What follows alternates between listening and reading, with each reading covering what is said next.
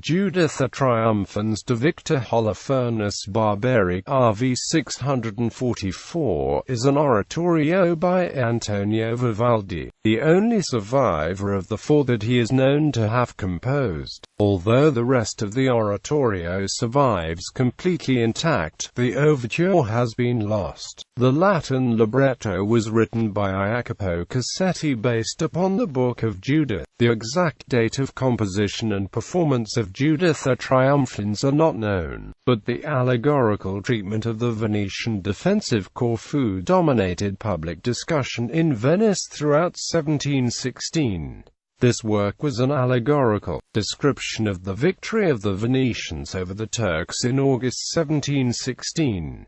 The work was commissioned to celebrate the victory of the Republic of Venice over the Turks during the siege of Corfu. In July 1716, the Turks had landed on Corfu and set siege to the island. The population resisted the occupation and, in August, Venice signed an alliance with the Holy Roman Emperor. On the 18th of August, under the leadership of Count Johann Matthias von der Schulenburg, the decisive battle was won and the Turks abandoned the island. Although widely reported to have been performed at the Pietà in November 1716, the victorious General Schulenburg could not have been in the audience of any performance prior to January 3, 1717. Score: all characters, male and female, were interpreted by women of the Ospedale della Pietà.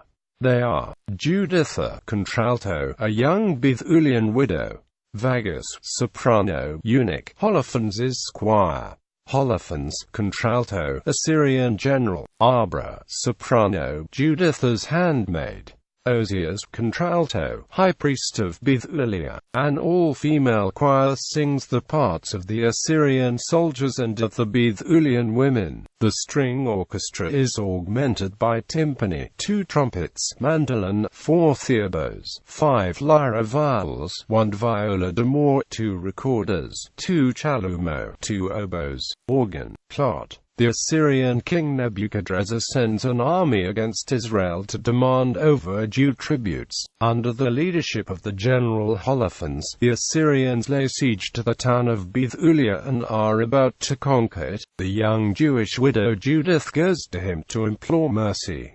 He falls in love with her and she indulges him. After a rich banquet and having drunk much wine, Holofernes falls asleep. Judith beheads him, flees the enemy camp, and returns victorious to Bethulia.